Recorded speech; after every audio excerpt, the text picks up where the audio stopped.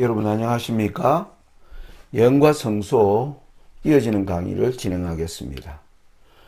여러분들이 여기에 나오는 이 도표를 여러분들이 이제 익숙하게 되었으리라 생각합니다. 계시록 17장이 보여주는 엄녀를 태우고 있는 짐승의 7머리를 하나님께서 보여주시는 것은 엄녀를 태우고 있는 짐승 자체가 8째인데 8째에 일어나는 것을 설명하기 위하여 계시록 17장의 짐승을 하나님께서 내비게이션처럼 보여주신다는 사실입니다. 그러면서 이 내비게이션이 보여주는 5은 망하였고 1798년에 이전에 일어난 모든 5개의 나라 다니엘 7장이 보여준 예언을 그대로 해서 우리가 해석을 해왔습니다. 그러면서 1798년 이후에 등장하는 새 세력, 바로 미국과 죽게 된 상처가 낳은 교황권, 그리고 드디어 사탄이 적 그리스도로 올라오는 이 과정 가운데서 미국과 죽게 된 상처가 낳은 교황권이 연합하였을 때 이제 이루어지는 그 기간을 반드시 잠깐 동안이라고 말씀하는데, 이 반드시 잠깐 동안에 이루어지는 변화를 우리는 성경 다니엘 11장 40절로 45절이 보여준다는 것을 여러분들에게 이미 설명을 해드렸습니다. 자, 여기 이 11장 40절부터 12장 1절까지를 우리가 살펴보면, 여기 이 글 가운데 제가 그라고 하는 이 존재를 제가 노란 글씨로 크게 선호한 것을 보게 됩니다. 이게 뭐냐면 11장 40절부터 45절까지의 가장 주인공으로 등장하는 자가 바로 그 교황권입니다. 이 마지막 때에 등장하는 교황권, 어떤 교황권일까요? 바로 죽게 된 상처가 나아서 올라오는 교황권이 올라와서 11장 43절까지 그가 자기를 찌른 남방왕을 복수하고 영화로운 땅으로 들어가고 열국에 그 손을 펴고 리비아와 구스 사람을 종으로 잡기까지 이제 거침없이 나아가는 가운데 44절에 보면 동북에서 오는 소문이 그의 발목을 잡습니다. 그러자 그가 분노하기 시작하고 45절에 그가 장막궁전을 세워 이제 모든 동북에서 오는 소문을 일으키는 자들을 다 진멸코자 할 때 그의 끝이 이를 것이다. 그러면서 다니엘 12장 1절에는 하나님의 백성을 옹호하기 위한 예수님이 대군 미가엘로 일어날 것을 보여주는 이러한 순서를 도표로 정리를 해보면 11장 40절부터 43절까지는 북방왕이 이제 상처가 나아서 올라와 다시 세계적 위상을 회복하기 위한 과정들을 설명해 주고 있고, 44절을 제가 여기 게임 체인저라고 기록을 했습니다. 북방왕이 하는 온 세상을 자신의 소나기에 넣는 이 게임의 물줄기가 갑자기 바뀐다는 것이죠. 누구입니까? 바로 하나님이 일으키시는 바람입니다. 그래서 이게 일어나게 되자 드디어 이제 이 북방왕에 진행하는 모든 일들이 이제 멸망으로 들어가는 길로 바뀌는데, 여기 11장 44절을 우리가 자세히 동북에서 오는 소문에 관해서 살펴보면, 여러분 이사야 41장 25절과 27절에 하나님이 동쪽과 북쪽으로부터 한 사람을 부르는 얘기가 나오는데요. 제가 한번 읽어보겠습니다.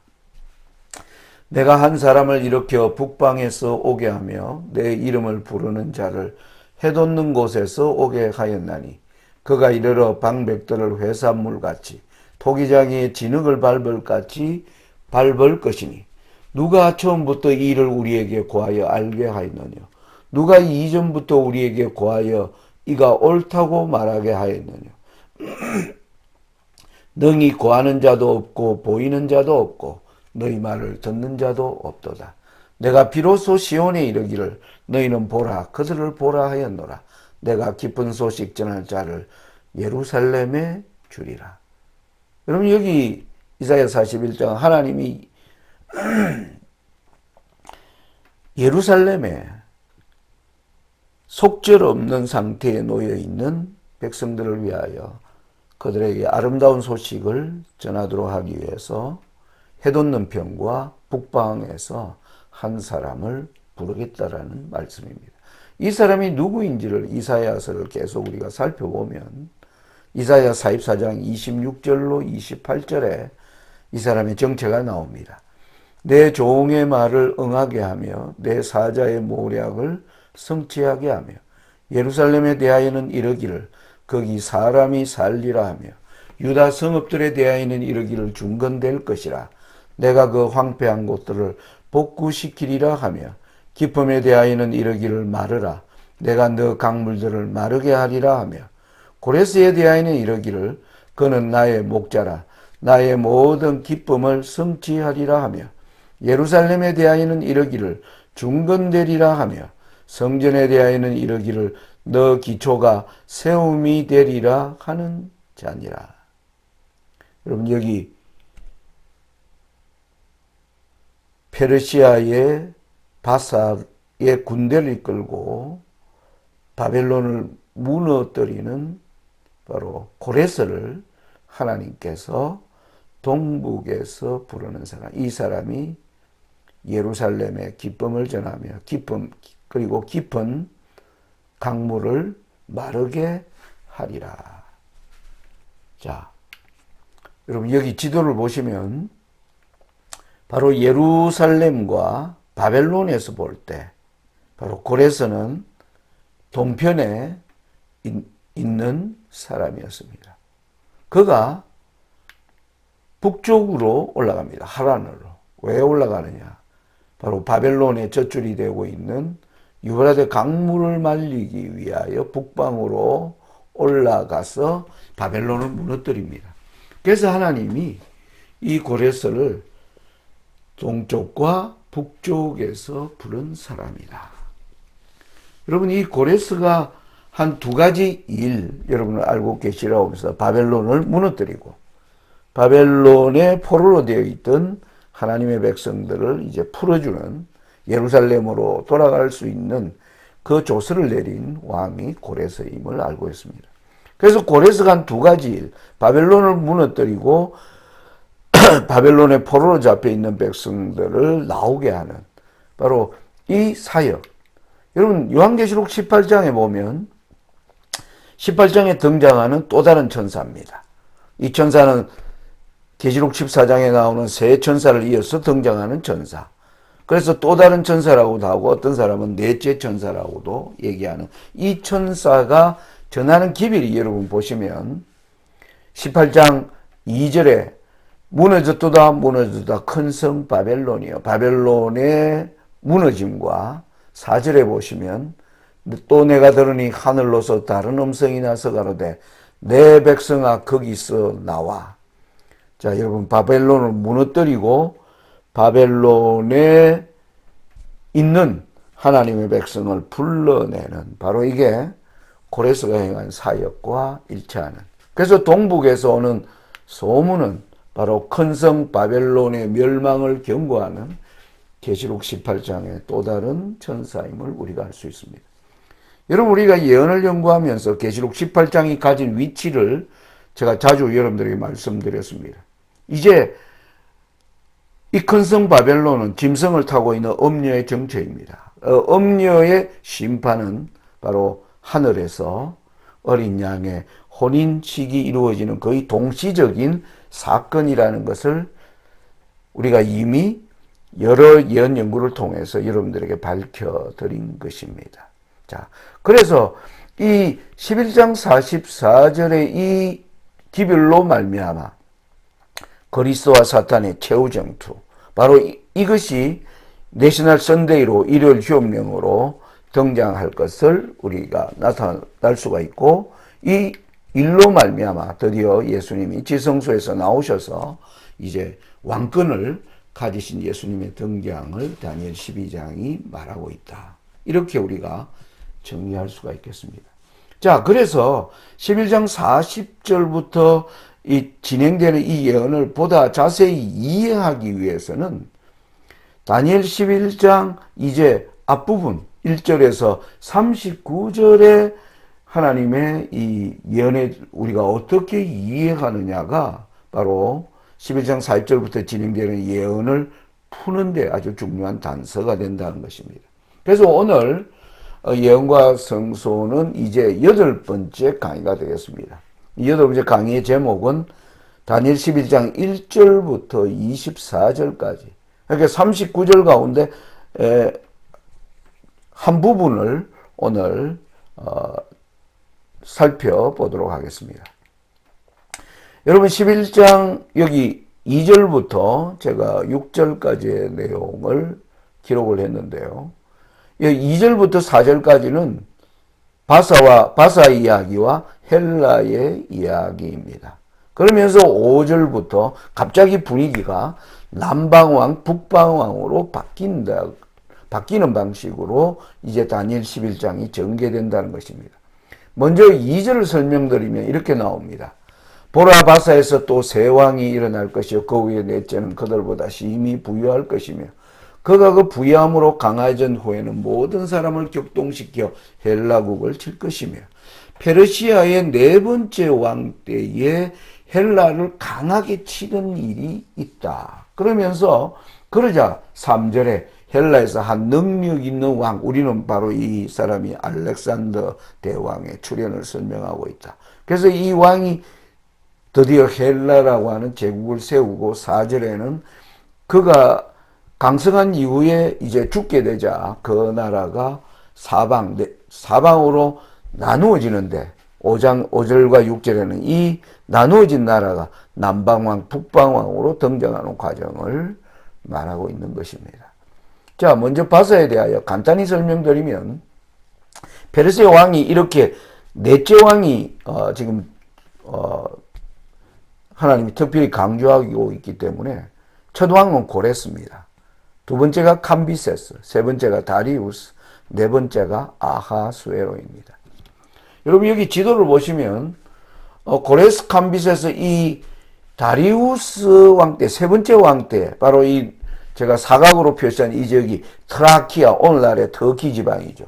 트라키아를 정복하고 이 트라키아를 정복했다는 말은 바로 헬라가 가까운 곳입니다. 이때 다리우스 왕 끝에 왕의 길을 만듭니다. 이것은 뭐냐면 헬라를 치기 위한 모든 만반의 준비를 통해서 그의 아들 아하수에로 때에 드디어 제가 여기 동그라미 친 이 지역에 이제 전쟁이 시작됩니다. 마라톤 전투, 살라미스의 전, 테르모필레 전투로 대표되는 이러한 전쟁을 통해서 바로 헬라 지역의 모든 섬들로 되어 있는 이 나라들이 강력한 페르시아의 이제 침범을 받게 되자 그들이 델로스 동맹을 결성하게 되고 이 델로스 동맹을 통해서 한 왕이 등장하는 것이 바로 알렉산더의 등장입니다.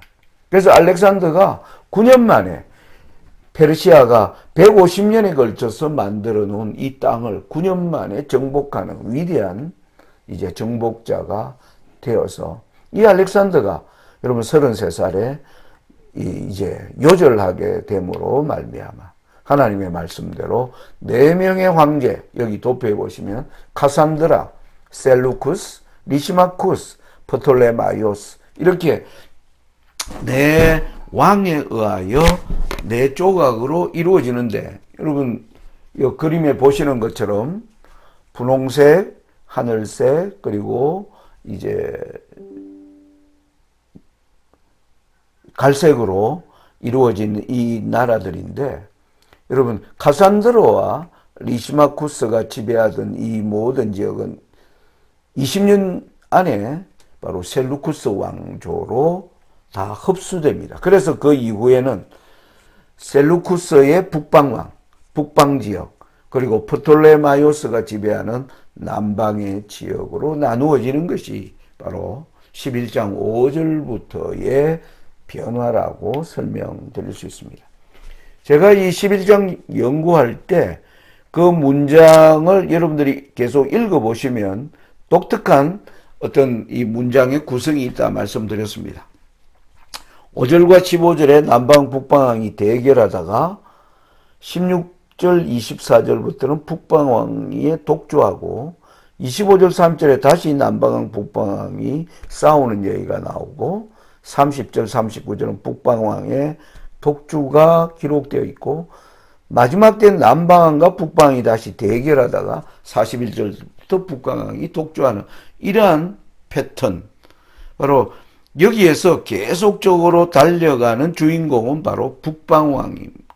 그래서 이게 작은 뿔, 북방왕이 작은 뿔이라 하는 것을 우리가 이해할 수 있다라고 말씀을 드렸습니다.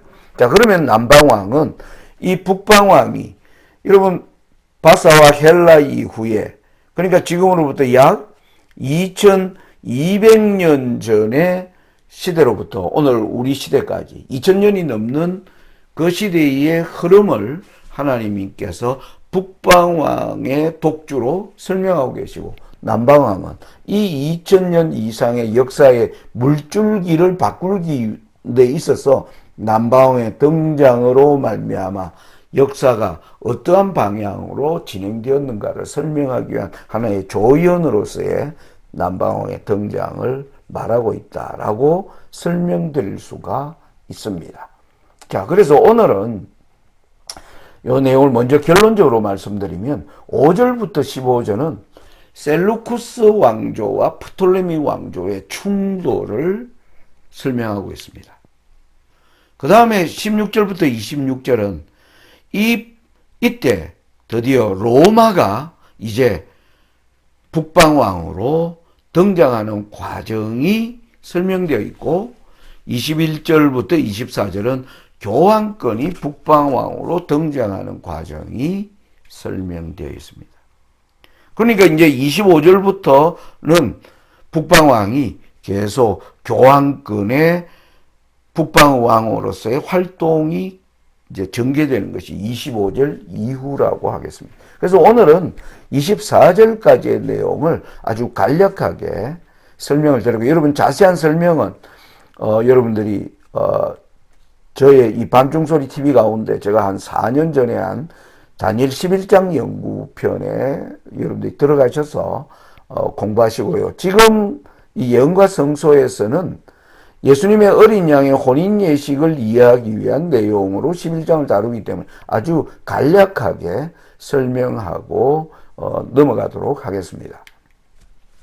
여러분 여기 지도를 보시면 바로 위쪽에 있는 것이 북방왕이고 노란색으로 표시되어 있는 것이 남방왕입니다.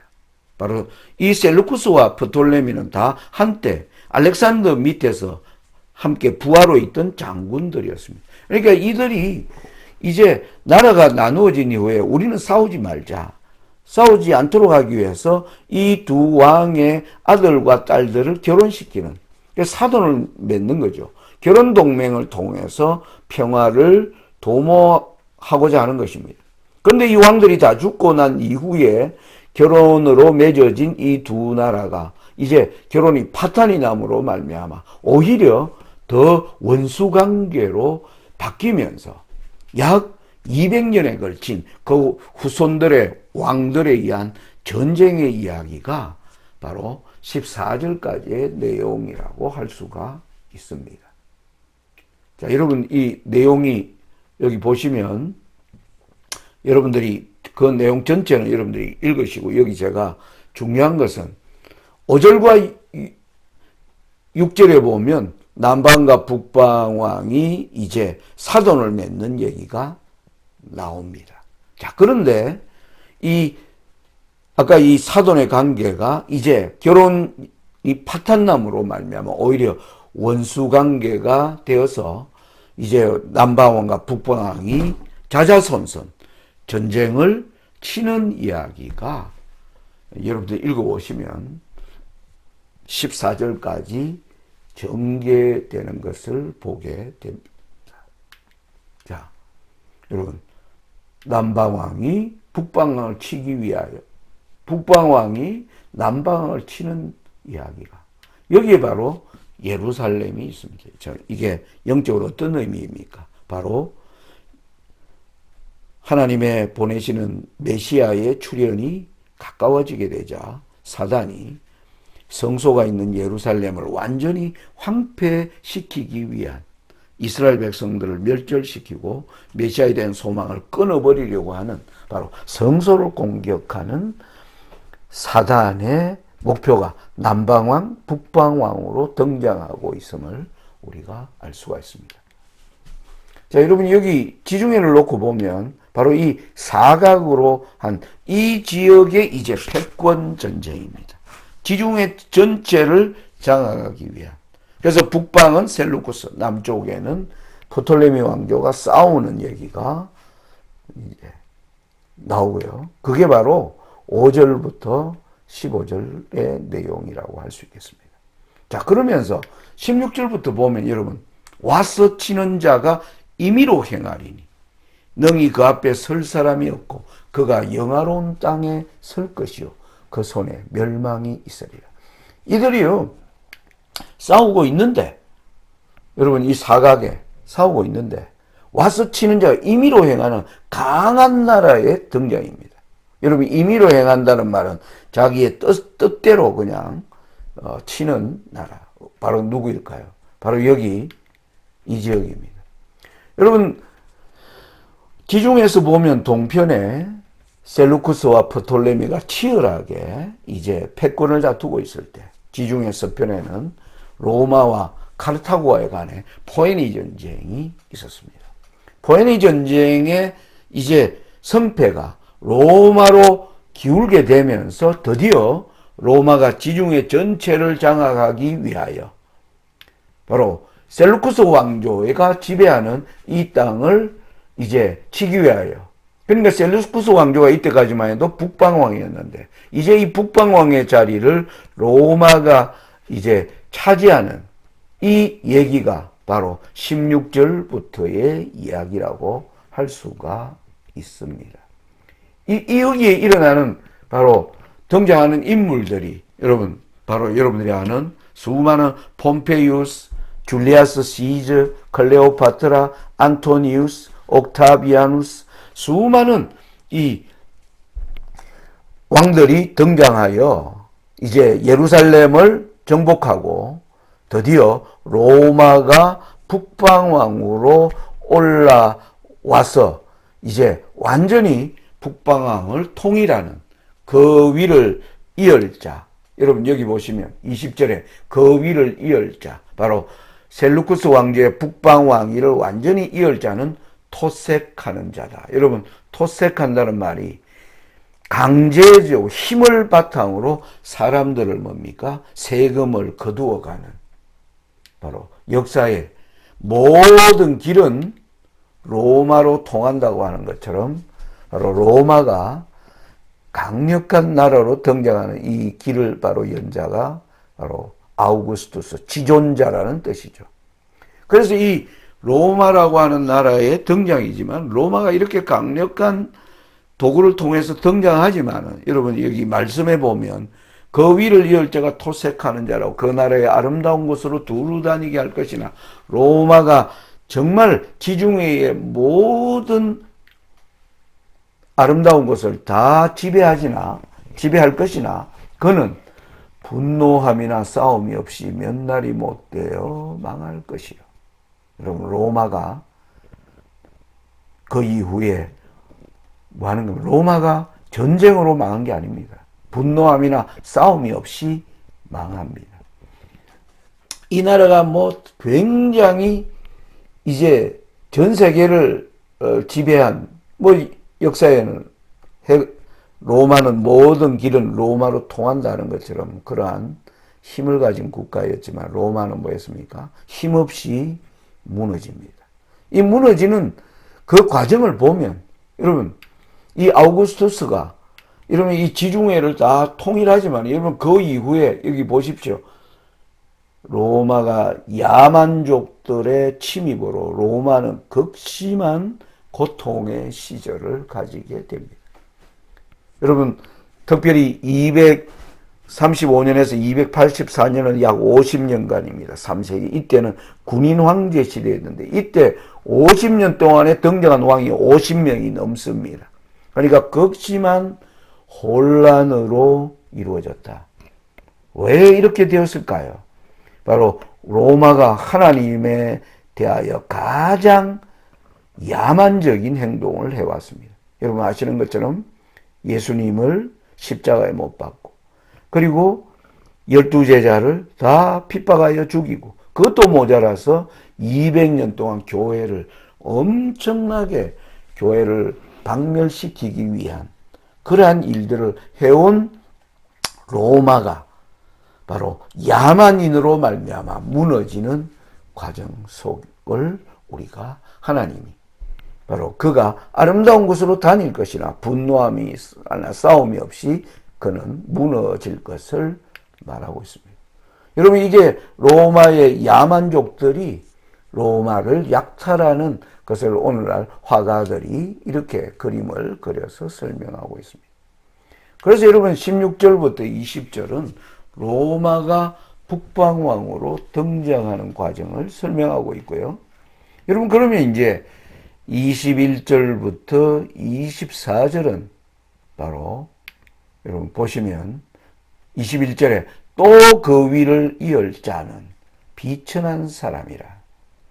자, 북방의 왕위를 셀루쿠스 왕조에서 로마로, 로마에서 그 위를 이을 자는 바로 교황권의 등장입니다. 여러분 여기 노란 글씨로 되어 있는 이 내용을 좀 자세히 보려면 여러분 보세요. 여기 계속 반복되어 나오는 내용이 무슨 내용입니까? 그 위를 이을 자는 비천한 사람이라. 여기 평안한 딸을 떼서 계율로 그 나라를 얻을 것이며 23절에 그는 거짓을 행하여 올라올 것이요 적은 백성을 거느리고 강하게 될 것이며 그가 평안한 때에 그도의 가장 기름진 곳으로 들어왔어. 그때 보면 때가 이르기까지 그리하리라. 여러분 교황권에 때가 나오죠. 한때, 두때, 반때. 이 때가 이르기까지 교황권이 어떻게 형성되는가 하는 것을 우리가 볼 수가 있습니다. 그러니까 이것은 여러분 우리는 한때, 두때, 반때 시작이 538년 6세기에 드디어 교황권이라고 하는 거대한 권력이 형성되는데 그 과정까지 그러니까 약 4세기, 5세기의 변화를 21절부터 24절이 말하고 있다. 자, 여기 두 가지 내용을 강조하고 있다. 비천한 사람인데 크게 된다. 그는 적은 백성을 거느리고 강하게 된다. 그리고 괴휼로 그 나라를 얻을 것이다. 그는 거짓을 행하여 올라온다. 그런데 어떻게 평안한 때에 그도의 가장 기름진 평안한 방법으로 얻는다. 이게 여러분 뭐로 설명할 수 있을까요? 바로 가톨릭의 등장입니다. 콘스탄티누스 황제가 등장하면서 여러분 기독교 핍박받는 교회의 완전한 뭡니까 변화를 가져다 줍니다. 여러분 콘스탄티누스의 기독교 공인 과정을 어떻게 봐야 하는가? 이게 한 가지고요. 이 콘스탄티누스가 핍박받는 기독교를 이제 합법적인 교회로 만들어주고 그리고 또 수도를 로마에서 비잔티움으로 옮기게 된 여기에서 교황권의 이제 등장을 위한 기초가 마련되었다라고 설명할 수가 있습니다. 여러분 잘 아시는 것처럼 AD 313년에 밀라노 칙령 그리고 니케아 공의회 이 모든 과정에 여러분 콘스탄티누스에 대한 평가가 오늘날 신학자들에 의하여 두 가지 평가로 나누어져 있습니다. 콘스탄티누스는 기독교에 혁혁한 공로를 세운 의인이다라는 평가가 있고 또 하나는 바로 우리 재림교회가 가지고 있는 시각이죠. 무엇입니까? 로마가 기독교 교회를 없애기 위하여 끊임없이 핍박하다가 교회가 없어지지 않자 교회를 없애는 방향을 사단이 바꾸었다. 그건 뭡니까? 거짓 교회를 세우는 길을 마련하여 합니다. 그 길을 콘스탄티누스가 열어갔다는 것입니다. 성경에 그는 거짓을 향해서 올라올 것이요 괴휼로 그 나라를 얻을 것이요 라고 하는 다니엘 11장의 말씀은 콘스탄티누스의 등장을 우리가 역사적으로 어떻게 봐야 하는가를 설명해 주는 중요한 교훈이라고 할 수가 있습니다. 자, 드디어 아무튼 콘스탄티누스의 획기적인 조치로 말미암아 드디어 가톨릭 교회가 이제 로마의 이제 주종교로, 그리고 마침내는 그 이후에 다른 황제의 로마의 국교로 등장하는 길들이 마련되었습니다. 자, 이것은 바로 아까 거짓으로 괴휼로 올라온 것입니다. 그리스도를 빙자하지만 뭡니까? 참된 교회를 무너뜨리기 위한 사단의 계획에 의하여 등장한 것이다.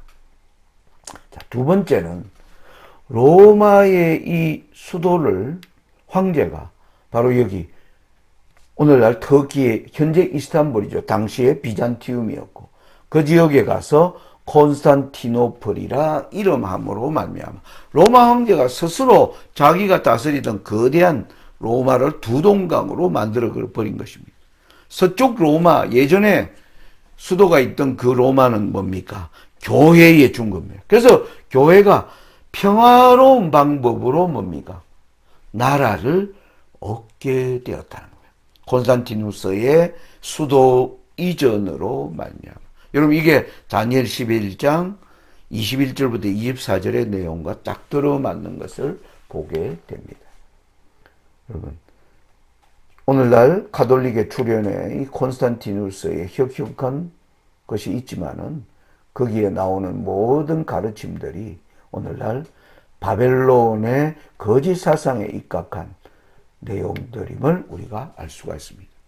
자, 그러면서 로마가 많은 겁니까? 야만족에 의하여 무너지는 이야기. 여러분, 동로마와 서로마로 갈라진 가운데 이 야만족의 침입을 받은 이제 교회가 이들과 뭡니까? 모략으로 땅을 베푸는 내용을 통해서 드디어 열불로 대표되는 나라 체제가 이루어지고 이 열불 가운데 작은 불로 등장하는 이 교황권이 비록 여러분 보세요. 이 교황의 영토입니다. 작은 영토를 지배했지만 전 유럽을 지배하는 그 길들을 마련하면서 모든 이제 유럽의 황제는 가톨릭 교회와 그리고 교황을 위해서 충성하겠다는 맹세를 통해서 드디어 뭐 하는 겁니까? 유럽의 황제로 인정받는 교황권의 시대가 열리게 된 것을 설명하는 내용입니다. 자, 그래서 교황권이 북방왕으로 등장하는 내용까지를 제가 간략하게 설명드렸습니다. 이제 다음 시간에 이제 25절부터는 교황권이 북방왕으로 등장한 6세기 이후의 변화를 바로 말하고 있음을 우리가 이해할 수 있고요. 그것을 다음 시간에 공부하도록 하겠습니다. 오늘 말씀을 마치면서 이사야 46장 9절 10절의 말씀을 읽고 마치겠습니다. 너희는 옛적 일을 기억하라. 나는 하나님이라. 나 외에 다른 이가 없느니라. 나는 하나님이라. 나 같은 이가 없느니라. 내가 종말을 처음부터 고하며 아직 이루지 아니한 일을 옛적부터 보이고 이르기를 나의 모략이 쓸 것이니 내가 나의 모든 기뻐하는 것을 이루리라. 하나님의 역사를 저와 여러분이 보면서 오늘날 21세기에 이 말할 수 없는 이 변화를 하나님은 그 역사의 물줄기를 붙잡고 계시며 당신의 뜻대로 이 세상의 모든 예언대로 이제 조만간에 어린 양의 혼인식을 통하여 예수님을 통치하는 나라가 서게 될 것이 심히 가까움을 우리에게 말씀해 주고 있습니다. 그 나라를 준비하는 착하고 충성된 종으로 모두 서게 되시기를 간절히 바라면서 오늘 말씀을 드립니다. 감사합니다.